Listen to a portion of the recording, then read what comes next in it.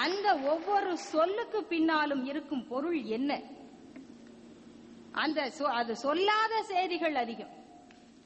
Read in between the lines என்று ஆங்கிலத்திலே சொல்லுவார்கள். வரிகளை படிக்காதீர்கள்.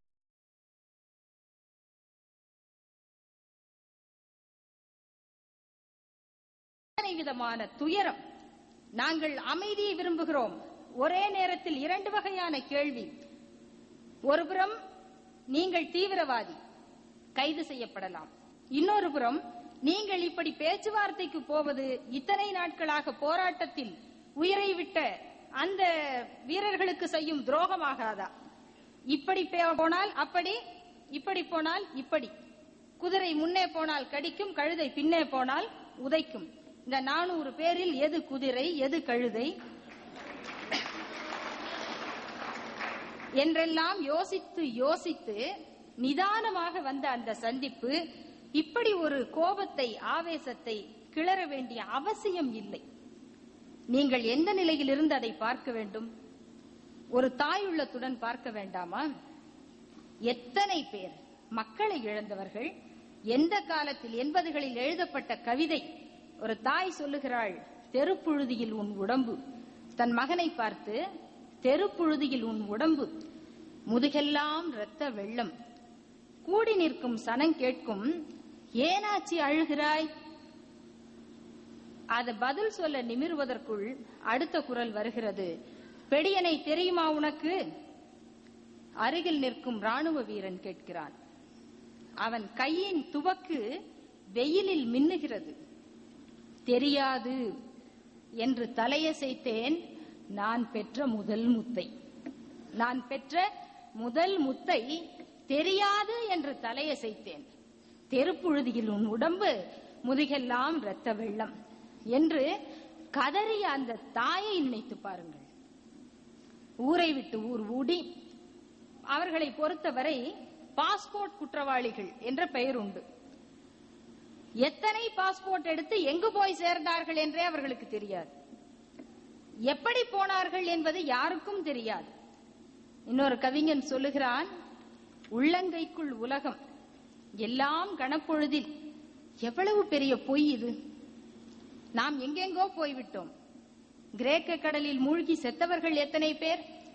ஹங்கேரி நெடுஞ்சாலையிலே பார வண்டிகளில் சென்று கண்டெய்னர்ஸ், அந்த கண்டெய்னர்களுக்குள்ளே, பார வண்டிகளுக்குள்ளே அடைக்கப்பட்டு மூச்சு திணறி இறந்து போனவரை என்ன செய்வதென்று தெரியாமல் கதவை திறந்து நடுச்சாலையில் வீசிவிட்டு, கப்பலில் பயணம் செய்யும் பொழுது இறந்தவர்களை அப்படியே கப்பலில் தூக்கி போட்டுவிட்டு, பனி பாறைகளுக்கு நடுவே பாழமாகாமல் தப்பித்து, இப்படியெல்லாம் போய் எந்தெந்த மண்ணிலோ வாழ்ந்து அந்த மக்கள். அந்த கவிஞன் எழுதுகிறான், கிரேக்க கடலில் மூழ்கியும் ஹங்கேரி பார வண்டியினுள் மூச்சு முட்டியும் பாதி வழியில் வழிந்தது அவர் கனவின் மீதி. செத்து விழுந்தவன் மனிதன் அல்ல, அந்த சமூகத்தின் கனவு, ஒரு தாயின் கனவு, அந்த கனவின் மீதி. கணவனை என்றோ அனுப்பிவிட்டு அவன் போர்க்களத்திற்கு போனானா, படையிலே சேர்ந்தானா, ராணுவம் பிடித்துக் கொண்டு போய்விட்டதா, தப்பித்து வெளிநாடு போனானா என்றெல்லாம் தெரியாமல் ஒரு பெண் சொல்லுகிறாள், கல்யாணத்தன்று நட்ட முருங்கை கொப்பும் கிளையுமாய் பூத்திருக்கு. நான் மறுபடி அவரை பார்க்கவில்லை. அந்த பெண்களை நினைத்து பாருங்கள். நாடுகளாக தாண்டி தாண்டி போய் எந்தெந்த ஊரிலோ வேர் கொண்டு வேர் பிடிக்க முடியாத மரமாக நின்று கொண்டு அழகான அந்த பனைமரம் அடிக்கடி நினைவுக்கு வரும் என்று கவிஞர் சொன்னாரே, அந்த நினைவுகளோடு வாழ்ந்து கொண்டிருக்கும் அந்த மக்களை நினைத்து பாருங்கள். தனிப்பட்ட சுகதுக்கங்களுக்காக அல்ல, ஒரு சமூகத்தின், ஒரு ஆட்சியின் பொறுப்பிலே இருக்கிறீர்கள் நீங்கள். ஆவேசப்பட்டு வார்த்தைகளை கொட்டுவதும் ஆவேசப்பட்டு நடவடிக்கைகளை எடுப்பதும் மிகச் சுலபம். துணிவு என்பதும் மனத்திடம் என்பது உங்களுக்கு மட்டுமே உரிய சொத்து அல்ல.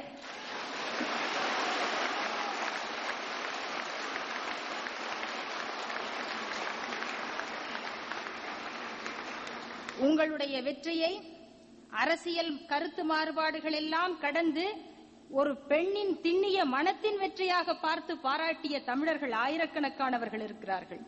அவர்களுக்கு அரசியல் கருத்துக்களில் முரண்பாடு உண்டு. ஆனால் ஒரு பெண் இத்தனை வழக்குகளை, இத்தனை அவதூறுகளை, இத்தனை இழிவுகளை சந்தித்து வெற்றி பெற்றார் என்கிற பெருமையை ஒரு பெண்ணின் வெற்றியாக பார்க்கிறவர்கள் இன்னமும் இருக்கிறார்கள். அந்த பெண் உள்ளத்துடன், அந்த தாய் உள்ளத்துடன் உங்கள் அரசியல் அணிகளைச் சேர்ந்தவர்கள் அம்மா என்று அழைக்கிறார்கள், திராவிடத்தாய் என்கிறார்கள், தெய்வத்தாய் என்கிறார்கள். எப்படி அழைத்தாலும் சரி, அந்த அழைப்புக்குரிய வயது உங்களுக்கு உண்டு, அந்த வயதுக்கு உரிய அனுபவம் உங்களுக்கு உண்டு. இன்றைக்கு உலகம் முழுவதும் அழிந்து கொண்டிருக்கும் ஒரு சமூகத்தை இப்படிப்பட்ட ஒரு கொடும்பார்வை பார்ப்பது எந்த வகையிலும் தகாது.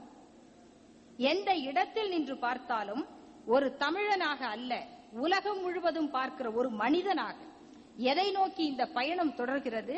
30 ஆண்டுகளாக கண்ணை இமைக்க முடியாமல், ஒரு துளி நேரம் தூங்க முடியாமல், இந்த இடத்திலிருந்து புறப்பட்டால் ஒரு கல் தொலைவு நடந்து போவாமா என்கிற நம்பிக்கை இல்லாமல், சாமான் வாங்குவதற்கு கடைக்கு போனால் ஒன்று கடைக்காரன் செத்து போனான் அல்லது சாமான் வாங்க போனவன் செத்து போனான் என்கிற அளவிற்கு சாவு என்பது, மரணம் என்பது அன்றாட வாழ்க்கையின் பகுதியாக மாறிவிட்ட ஒரு சமூகம் இன்று தன் விடிவை நோக்கி ஏதோ ஒரு தீர்வு அமைந்து விடாதா என்கிற எண்ணத்தில், ஏக்கத்தில் உலக நாடுகளில் வாழும் தமிழர்கள் எல்லாம் தங்கள் தாய் மண்ணை நோக்கி பயணம் புறப்பட்டு விட்ட இந்த வேளையில் இதற்கான ஆதரவு குரல் கொடுத்தால் அதையே நசுக்குவோம் என்று சொல்லுவது எந்த வகையிலும் அறமும் ஆகாது, அரசியலும் ஆகாது, அரசியல் ஞானமும் ஆகாது. இந்த அடக்குமுறைகள் தமிழ்நாட்டிற்கு புதியவை அல்ல. எமர்ஜென்சி காலத்தில் கலைஞர் அவர்களுக்கு காரோட்டியவர்கள் எல்லாம் கைது செய்யப்பட்டதையெல்லாம் நாம் வரலாறாக படித்துக் கொண்டுதான் இருக்கிறோம், பேசிக் கொண்டிருக்கிறோம், கேட்டுக்கொண்டிருக்கிறோம். ஒரு அரசியல் தலைவர் பதவியை இழந்து விட்டால் அவரை பார்ப்பதற்கு, மரியாதைக்கு கூட ஒரு அதிகாரி போக முடியாத ஜனநாயகம் தான் இந்த நாட்டின் ஜனநாயகம். அவர் பார்த்தால் அவர் பதவி போய்விடும், அல்லது அவர் ராமநாதபுரத்திற்கு போய்விடுவார். இதுதான் இதுவரை நாம் பார்க்கிற அரசியல் நாகரீகம். எனவே ஒவ்வொருவருக்கும் இந்த அனுபவம் உண்டு. இந்த எச்சரிக்கைகளாலும் மிரட்டல்களாலும் ஒரு சமூகத்தினுடைய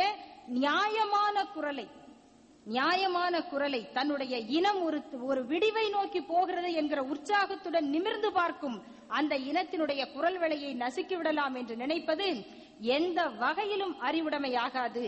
எனவே இந்த இடத்தில் இந்த வரலாற்று நெருக்கடியில் தமிழ் இனம் ஒரு மலர்ச்சியை நோக்குகிறது. அந்த மலர்ச்சியில் உங்கள் பங்களிப்பை கொடுங்கள். வாஜ்பேயி சொல்லுகிறார், நாங்கள் பரிசீலிக்கிறோம், ஆண்டன் பாலசிங்கத்தை சிகிச்சை பெற அனுமதிப்பதற்கு நாங்கள் பரிசீலிக்கிறோம். இந்த நாட்டுக்கு தலாய் லாமாவுக்கு அடைக்கலம் கொடுத்ததற்காக சீனாவுடன் போர் நடத்திய வரலாறு உண்டு. இது அடைக்கலம் கொடுக்கிற நாடு. இவர்களெல்லாம் பார்க்கிற ராமன் சொன்னானோ இல்லையோ, அந்த ராமனின் பெருமையை பாட வந்த கம்பன் சொன்னான். நான் ராமன் சொன்னதாக நினைக்கவில்லை, ராமன் சொன்னதாக கம்பன் சொன்னான்.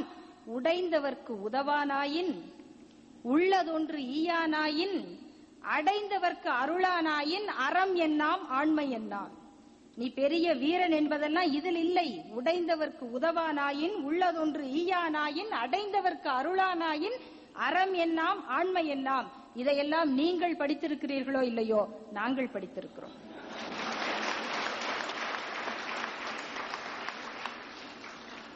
எனவே அறமும் தெரியும், அரசியலும் தெரியும். இந்த மிரட்டல்கள் வேண்டாம். ஒரு தாயாகவும் ஒரு பெண்ணாகவும் நானும் கூட கோபமாகத்தான் பேச வேண்டும் என்று நினைத்தேன். ஒருவேளை என்னை கைது செய்து கொண்டு போய்விட்டால் என் 9 வயது மகள் என்ன ஆவாளோ என்கிற அச்சம் ஒரு தாயாக என்னை அச்சுறுத்துகிறது. இந்த 5 கோடி மக்களுக்கு தாயாக உங்களை பார்க்கிறோம். அந்த பொறுப்போடு சிந்தியுங்கள், அந்த பொறுப்புடன் செயல்படுங்கள். நன்றி, வணக்கம்.